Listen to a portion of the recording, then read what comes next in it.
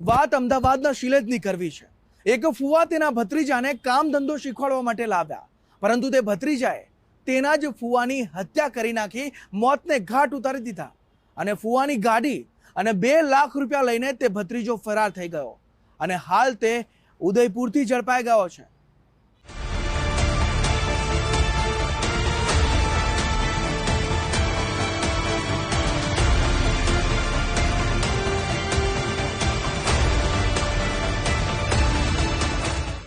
અમદાવાદમાં ગુનેગારોને પોલીસ તેમજ કાયદો વ્યવસ્થાનો સહેજ પણ ડર ન રહ્યો હોય તેવું ચિત્ર ઉપસી આવ્યું છે।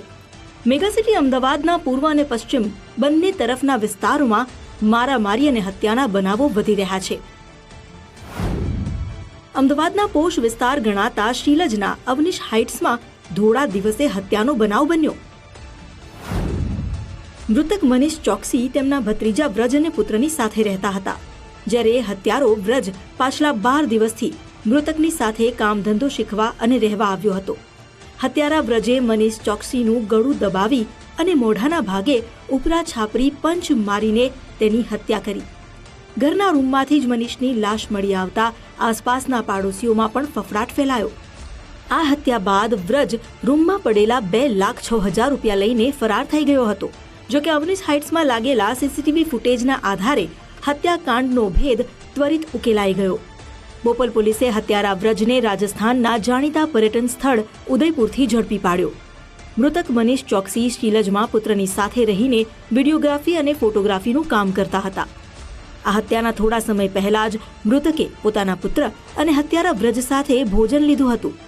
આ કેસમાં મૃતકના પુત્રએ ફરાર થઈ ગયેલા વ્રજ પર શંકાની સોય તાકી હતી। તેમજ બોપલ પોલીસે એફએસએલ અને ડોગ સ્ક્વોડની મદદથી હત્યા કેસની તપાસ કરતા સીસીટીવી ફૂટેજમાં વ્રજ હત્યાના સમય બાદ ઝડપથી ભાગતો જોવા મળ્યો હતો। એમાં મનીષભાઈ ચોકસી કરીને એક માણસની હત્યા થઈ હતી। આજે શીલજમાં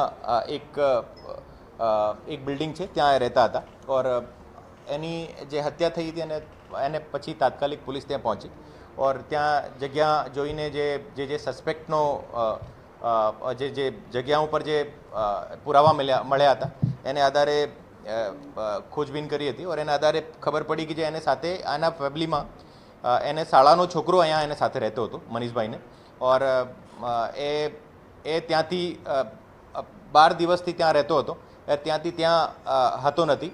તો આજે ફરાર હતો એને આધારે શકમંદ જે શક એને ઉપર વધી ગયો હતો ઓર એને આધારે એમને ઉદયપુરથી એને અટક કરીને લાવ્યા હતા ઓર પછી એને પૂછપરછમાં ખબર પડ્યું કે જો એને પાસે જે મનીષભાઈને પાસે જે પૈસા હતા એ કેશ જે છે એમને જોતા હતા ઓર એ આપ્યા નથી, તો એના આધારે પછી એની ગળો દબાવીને એની હત્યા કરી હતી। હત્યારા વ્રજને નશો કરવાની ટેવ હોવાની વિગતો પોલીસની પ્રાથમિક પૂછપરછમાં સામે આવી છે। કદાચ આ કારણે જ પરિવારમાં ઝઘડો થતા ફુવા તેને કામ ધંધો શીખવાડવા માટે પોતાની સાથે શીલજ લઈને આવ્યા, પરંતુ એક સાથે 2 લાખ રૂપિયા જોઈને વ્રજનો ઈરાદો બગડ્યો। ધોરણ 12 સુધીનો અભ્યાસ કરનારા વ્રજને તેના ફુવા જ પોતાના સ્ટુડિયોમાં કામ શીખવાડવા માટે લાવ્યા હતા અને તેણે કારકિર્દી બનાવવા માટે લઈ જનારા મનીષ ચોકસીની 2 લાખ રૂપિયા માટે હત્યા કરવાનું નક્કી કર્યું।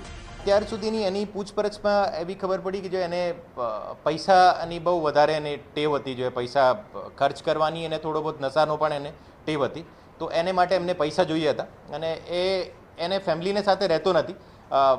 એની જે ફેમિલી જે છે એને સાથે ઘણો બધો ઝઘડો ચાલતો હતો એમનો ઓર એને આધારે પણ આ 10-12 દિવસથી અહીંયા મનીષભાઈને ઘરે જે મરણ જનાર છે એને ઘરે રોકાવ્યા હતા ઓર આ જે મોટિવ જે છે આ હત્યાનો આ પૈસા હતા ઓર એ પૈસા લઈને જે ત્યાંથી પછી નીકળ્યો હતો।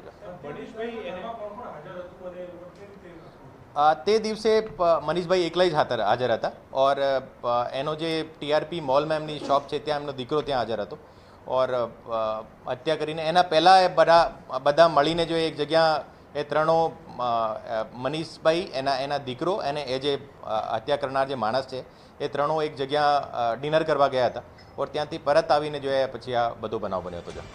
આ હત્યાના બનાવે પરિવારની અંદરના વિશ્વાસ અને સંબંધોને લઈ અનેક પ્રશ્નો ઊભા કર્યા છે।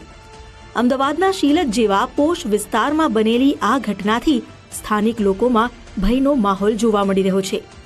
વ્રજે ફુવાની હત્યા પૈસા માટે થઈને કરી કે અન્ય કોઈ કારણ છુપાયેલું છે તે બોપલ પોલીસની તપાસમાં જ સામે આવશે. આ ઉપરાંત પોલીસ હત્યારા વ્રજના ભૂતકાળ, આર્થિક સ્થિતિ અને મોબાઈલ ડેટા સહિતની વિગતોને પણ તપાસી રહી છે. કેમેરામેન મનીષ દવે સાથે રાહુલ ત્રિવેદી, ગુજરાત ફર્સ્ટ, અમદાવાદ.